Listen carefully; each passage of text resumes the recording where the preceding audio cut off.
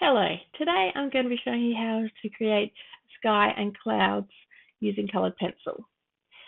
And now I start off by doing a light layer of light phthalo blue, and I go over the whole sky area where I want it to be blue, leaving the cloud area white.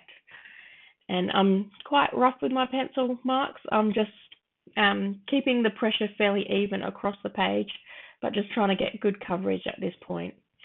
I do make sure that I don't do dark strokes. They're still quite light, and so then I can cover that later with additional layers, and you won't see those strokes as much. I went over with a light layer of sky blue, and then as well as another layer of cobalt blue before going over it again with the light phthalo blue. And I just added those extra layers help to put enough pigment on the paper so that when I come to this stage where blending it with the odorless solvent, that needs a certain amount of pigment on the paper for it to work. And I actually had to use quite a lot of solvent for that layer because it needed a little bit more pigment on the page. Going over again with the light phthalo blue and the cobalt blue just to darken it. I'm focusing more on the top of the sky with the cobalt blue because that's where it's going to be a little bit darker, and it lightens as it goes towards the horizon line. I'm blending it out again, and I'm using quite a large brush for this. It holds a lot of the solvent on it. I think it's size 8 filbert brush, and yeah, you do need to let that dry a bit in between going on top of it with further pencils because you can damage the tooth of the paper if you go over it when it's wet. I started sketching in the shadowed area on the clouds using Cold Grey 1, a bit of Sky Blue as well as Cold Grey 3, and I've also used a bit of light cobalt turquoise on the sky area there.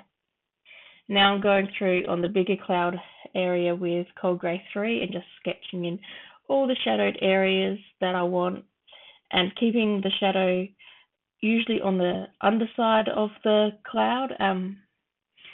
Clouds usually have a lighter side and then it goes into a shadowed area, and you just pay attention to where those light areas are when you do clouds.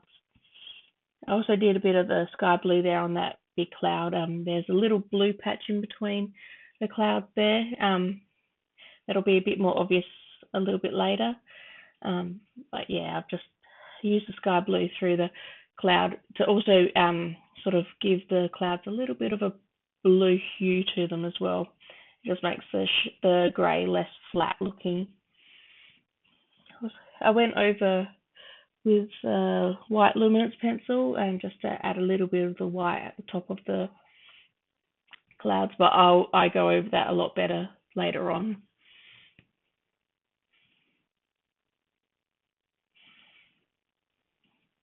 Adding more details in this time. I'm being a lot more careful with my pencil marks. I'm keeping them smaller and doing little tiny circles and keeping the working up the texture of the clouds, that bumpy, puffy texture, and not just making marks in any direction. Now onto the next cloud, and just doing the same as I did with that first cloud, putting in the greys and a bit of blue, and then building up the layers there.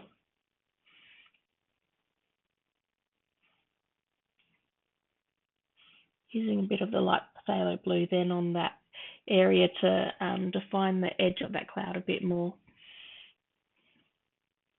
And using it also to start getting in that bottom area of the sky. And then that's the light cobalt turquoise, and then I'm going over that whole area with grey, the Cold Grey 1. Now using the Cold Grey 3 to darken up some of the shadowy cloud areas before blending it out. And in this area I'm using quite a lot of solvent on the page. because when you are working on lighter areas, you don't tend to put as much pigment on the page, and it can make it a lot harder to blend out. And in those cases, you use more solvent, but then you actually have to make sure that the page dries before you go over it. Adding in some more layers with the different blues and greys before blending it out again.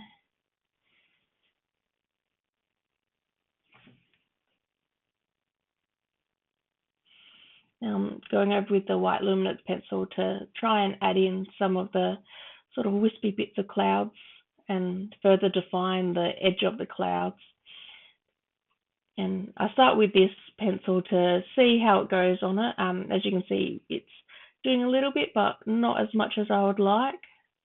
But here we go with the titanium white from Brush and Pencil, and I've got it mixed with some of the Colored Pencil touch-up texture that's also from Brush and Pencil, and it does an excellent job of adding white on top of your Colored Pencil.